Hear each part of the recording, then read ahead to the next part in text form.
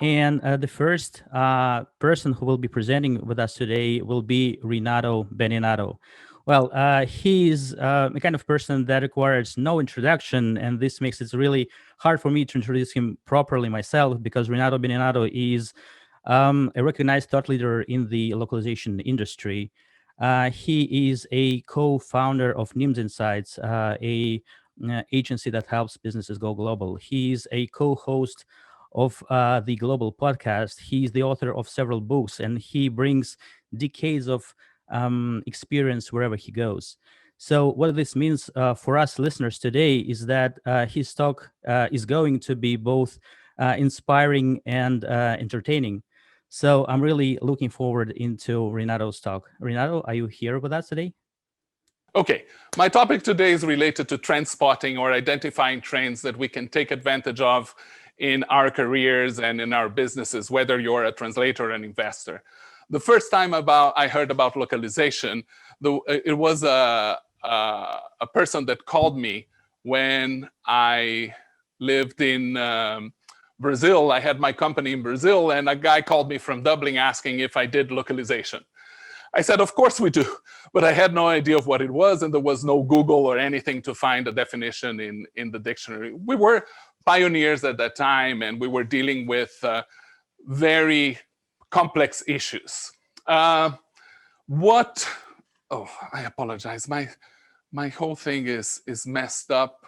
I think that it had to do with this. I'm so embarrassed. I like to have good presentations. So in the beginning, we saw the creation of translation memories, terminology managements, TMSs, and what was once a profession became an industry where we have big money, millions of dollars, associations, magazines. But today, I want to talk about micro, macro, and mega trends. That's the topic here. Tucker, I apologize. I need to set up something here. Let's do this. Let's improvise. I know what I want to talk about. I wanted to talk to you about microtrends first. Microtrend is a concept that, before we go into the big mega and macro trends, which is where I want to talk to you about what is going to work in the future, the microtrends are something that was developed by a guy called Mark Penn. He wrote a book in 2007, and he identified that for 1%, whatever represented 1% of the population of the United States, or about 3 million people that had a common interest, they would represent a microtrend. And he saw a microtrend as a business opportunity. When I read the book, there were a couple he presented 75 microtrends, and there were a few that remained with me. The book was in 2007, and one of these microtrends was the vegan children, vegan children of carnivore parents, which is very funny. I'm Brazilian, I'm a carnivore, I love steak. When I read the book, my son was 2 years old, and I didn't make any associations. But when he was 7, in 2012, years later, he comes to the family and announces that he doesn't want to eat meat because he has 2 dogs, he loves his dogs, and he doesn't want to eat meat anymore. And then I realized, oh, I heard this before. And now I was watching this Chef's Table from Netflix, fantastic show. I saw the one about France, and the first guy had this 3-star Michelin restaurant in Paris, and the Arpège, and he went all vegan in his menu and kept his 3 stars. So this was a trend, and it became a market, and we all know about this. And today you have plant-based burgers and fake meat that allow people who don't want to eat meat for moral purposes or principles to have a decent steak, a decent burger with things that taste like meat but are do not involve killing animals. Another interesting, and this is a more recent microtrend, is, for example, a curiosity here in the United States, is the fact that most motels in the United States are owned and managed by Indian families from the state of Gujarat, where Patel is a very common name. So the micro trend, which creates a lot of opportunities, including translation, is this group of people that are called the Patel Motel Cartel. Cute little name. And the Patel Cartel Motel, it's a group, represents a significant portion of the industry that has specific economic interests, specific products that they buy, specific things that they have in mind. So if we look at the translation industry and we want to bring this concept of micro trends, I think that a couple that we can talk about is, for example, Brexit, which was in the news for about 4 years, and then it happened all of a sudden, and it creates new business opportunities because now there is a border, there are documents, there are legal requirements that will be changing. So this creates opportunities for people on both sides of the channel, the opportunity to work on projects that are created by this micro trend. Another micro trend that was quite interesting and is moving out of the macro trend stage in our business is the remote simultaneous interpretation, or RSI. Back in 2019, we were saying that RSI was a problem, a solution in search of a problem. Well, a pandemic happens and this problem appears, and all of a sudden, this technology that people were reluctant to embrace, both the translators and the clients, because they prefer to rent equipment, there was a lot of things involved in this process. All of a sudden, RSI is the salvation of the industry. You can do events remotely, and those people who were prepared in that micro trend, who were early adopters, were better prepared to launch themselves and take advantage of this opportunity in the market. So identifying micro trends or trend spotting is taking advantage of these little movements that can create bigger opportunities if they take off. There are many opportunities that are just fads. Fads are different from micro trends, but a fad can become a trend can become a macro trend, and this is pretty much how things go. So what I want to do when I want to analyze and define opportunities for us to grow in the language services industry, I like to take this slingshot approach, which is essentially you look back and then you shoot forward. You try to see what happened in the past. And last year I was talking a lot about patterns, and this was my presentation in the previous Lock from Home. And if I take the slingshot approach, social movements have an impact on what's going on in the industry. You will have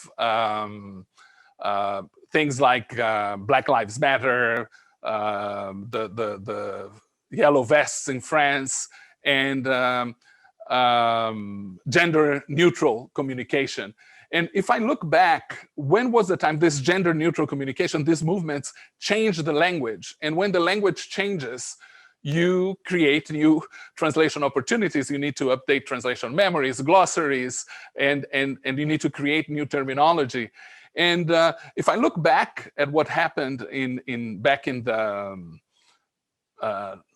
early 2000s, when Microsoft decided to move from formal language to informal language because people started using cell phones, and your cell phone is your best friend. You don't need to have a formal communication with the only thing that you take to the bathroom. So Microsoft had a huge effort, and all the vendors that worked for them had to retranslate content because the original English changed. And now with this gender neutral communication approach, and Black Lives Matter with the thing of changing in IT words like master and slave and moving to less discriminatory language, or changing, avoiding gender specific words like moving from chairman to chairperson, this has implications in the language, in the volume, in the things that you're doing, and it's an opportunity for all of us. It affects all of us. So before we go into talking about macro and micro trends, I want to remind you of two things. First of all, we are in a transformation industry. We don't create anything in the language industry. We work on content that was created by somebody else. We transform it, we put it in another language, we adapt it for another market. But we're not creators. We are in the transformation market. And because we're in the transformation market, we often think that our business is language. But the reality is that our business is, there are two things that we really do. We manage projects. We shift content from one place to another. We adapt it, we change it, we publish, we do all the things that we do with content. And the other thing is that we manage complexity. This is why machine translation is not really a threat for our business. It is a tool, something that we work with in our business regularly. So we manage complexity. We are in the business of project management. So let's talk a little bit about the real macro trends. So the first macro trend, and these are big movements that will affect the industry that I want to talk about, is the macro trend of changing economic patterns. So what is happening in the world is that we used to use how do you say, smaller or peripheral markets, or we used to use emerging economies to supply content for us, but now they have become the real growth market. In less than one generation, these developing economies have gone from being the producers of content to becoming consumers. So if you think of it, by the end of 2030, it is planned that China will become the biggest economy in the world, surpassing the United States. That's 10 years from now, right? India will have, by the end of this decade, will have 1.5 billion inhabitants. They will surpass China, which is already a huge population. So these represent opportunities, these represent markets, these represent new languages. There is a lot of stuff that is important to us because they are drivers for growth in our business. The other thing, and e-commerce in China and India will surpass the United States and the Eurozone combined in no time, right? By the end of the century, by the end of the decade. So the idea here is that if we look at what happened in the past and we look at the future, we can plan what we're going to do. Another indicator of these changes in business is what John Juncker, when he wrote this web globalization report card in 2019, he told that despite all the talk about walls and Brexit, and companies continue to grow. And he said that in 2019, the average number of languages for, actually, the average number of languages in 2019 was 32 languages per website. And in his idea is that those numbers would double with, actually, let me say this correctly, I'm mixing it up. In 2019, the average number of languages for a website was 32, which was the double of 10 years ago. In 2009, the average was 16. The average in 2019 was 2020. But if you look at the top 25 websites, they had 61 languages in average. So project that into the future. Look at Indian languages, African languages. How many other languages will be added to this standard number of languages that companies start to sell in? So this is the big economic change that is happening, and this is the first macro trend. The second macro trend that is coming up in that is happening in our environment is the all these technology trends that I mashed them together and called them pervasive technology. This artificial intelligence, remote operations, hyper-automation, IoT, or the Internet of Things. If I bundle them all together, what really means is that technology has an important impact in our business. When I started this presentation, I was telling you about how I was a pioneer in localization. But 10 years from now, I will be completely obsolete. And this is why we have a whole team of young people taking over. So if you look at the generations, in the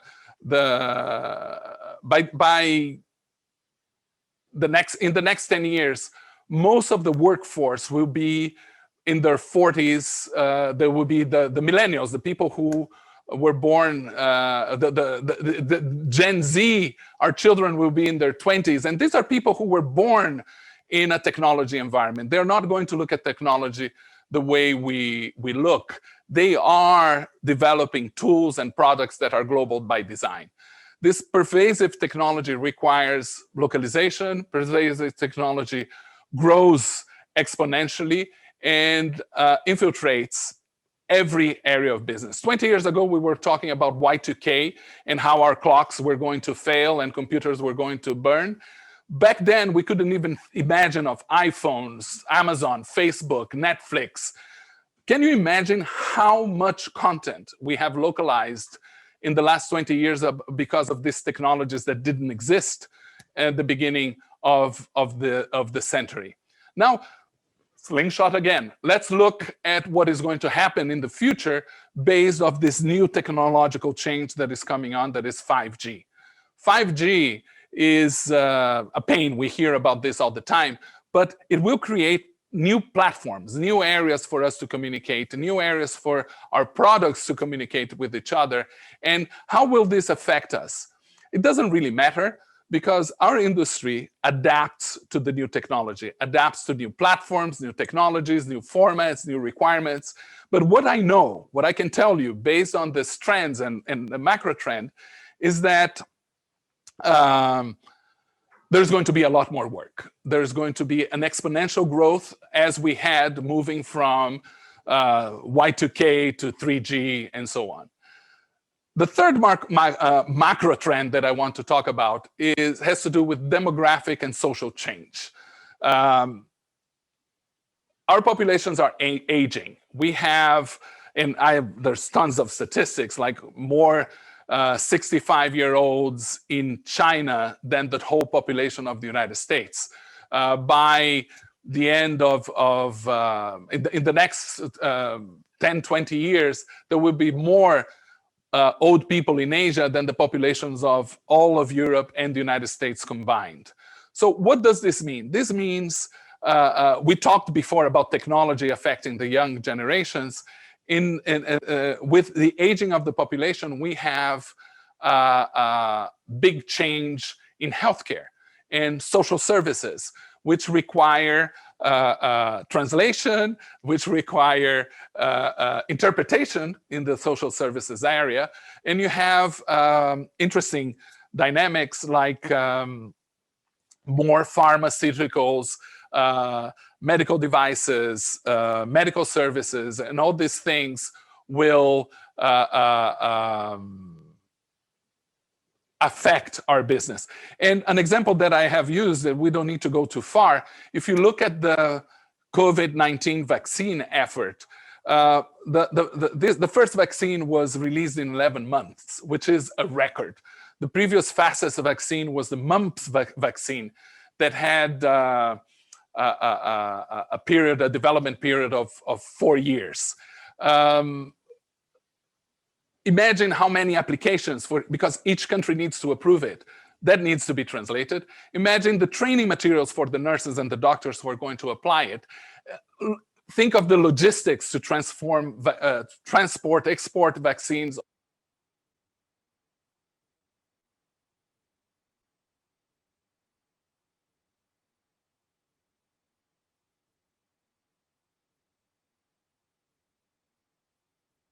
This demographic affects the industry. But anyway, let's, and and I talked around already about the social aspects. So let's recap a little bit here what we have. So I talked about three major macro trends. One is changing in the economic power.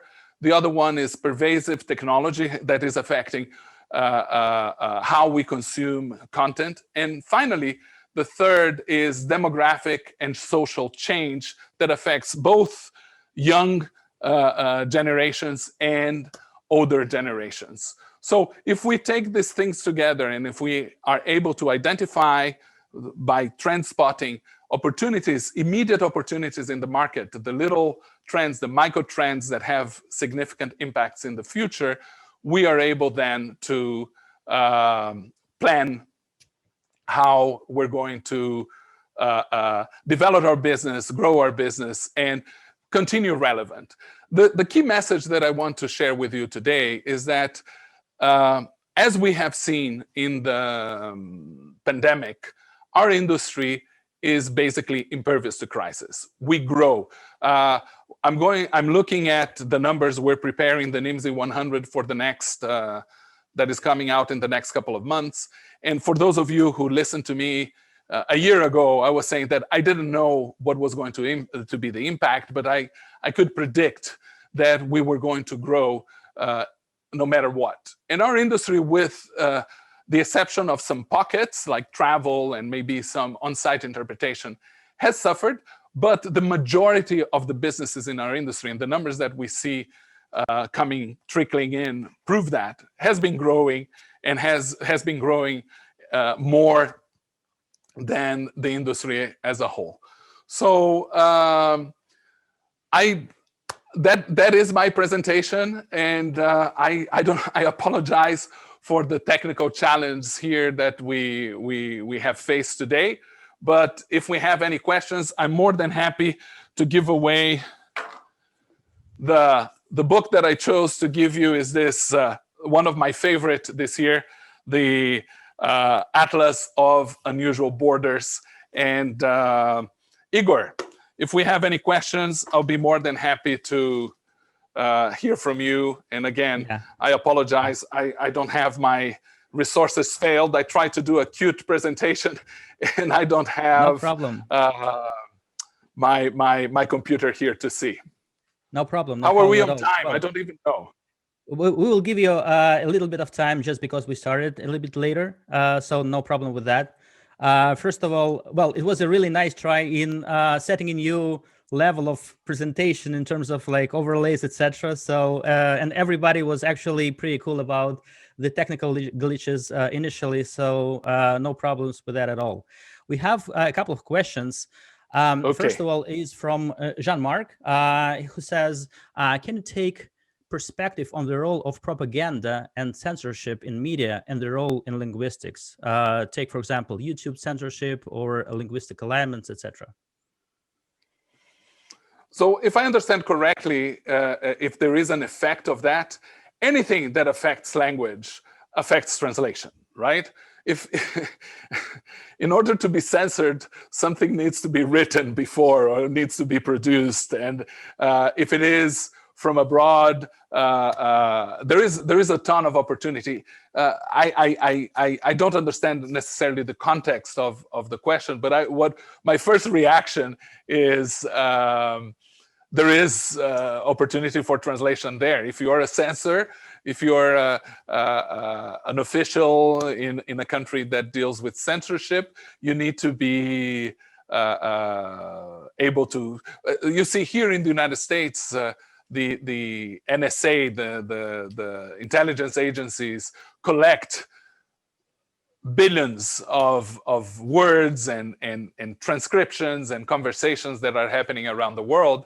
And when they flag something for attention, it needs to be translated, and a professional translator shows up. They use machine translation at some point, but when things get serious, the more important they become, the more important is the involvement of human translation. So I don't know if I answered your question, but there's a little riff on that.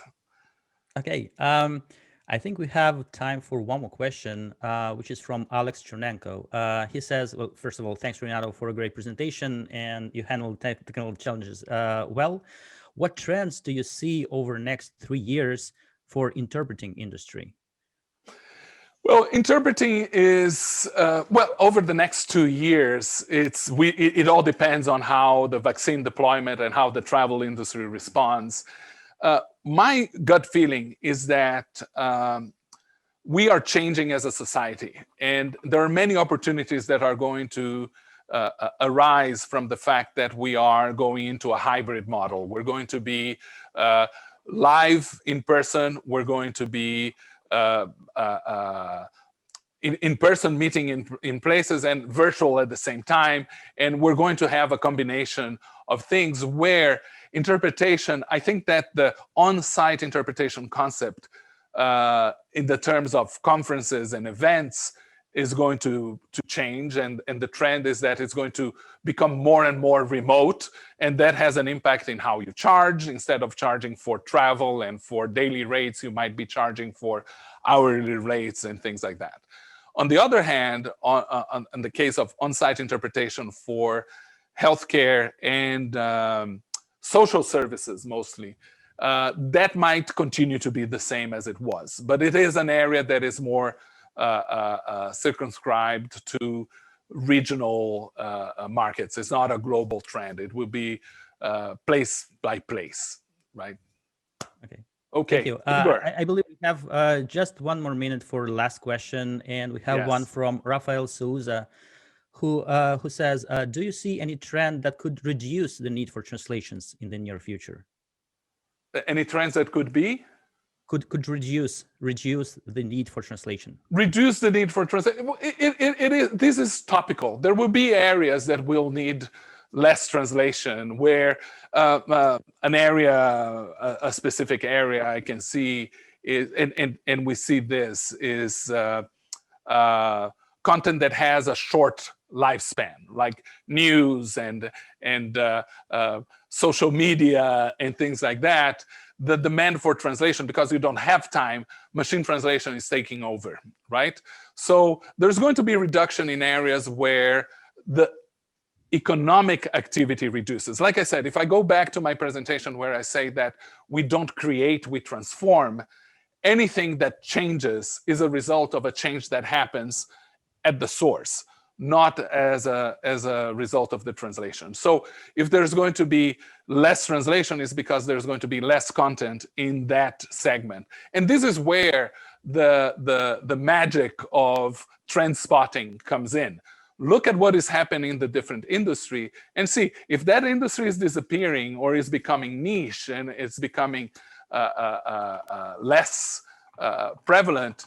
There's probably going to be a reduction in our demand for our services. Okay, sounds good. So we've got more questions, but we won't be able to answer them here, but we will be transferring them to our community where you can, of course, answer those. Absolutely, I'll be joining your community. It's a fantastic place to chat, and you can always reach out to me on LinkedIn and connect, and I'll be happy to start a conversation there too. Of course. Which of the three languages that you, three questions that you answered here live, you would pick as a winner for your book? Can I give the three of them? I'll give 3 copies. You give one, I give the other 2. Okay, sounds good. We'll figure it out. That way you don't put me on the spot for choosing. Okay. Okay. Thank you so much, Renato, again. Thank you so much. Thank you, Igor. It's always a pleasure to be here at Log from Home. Same here. Thank you so much.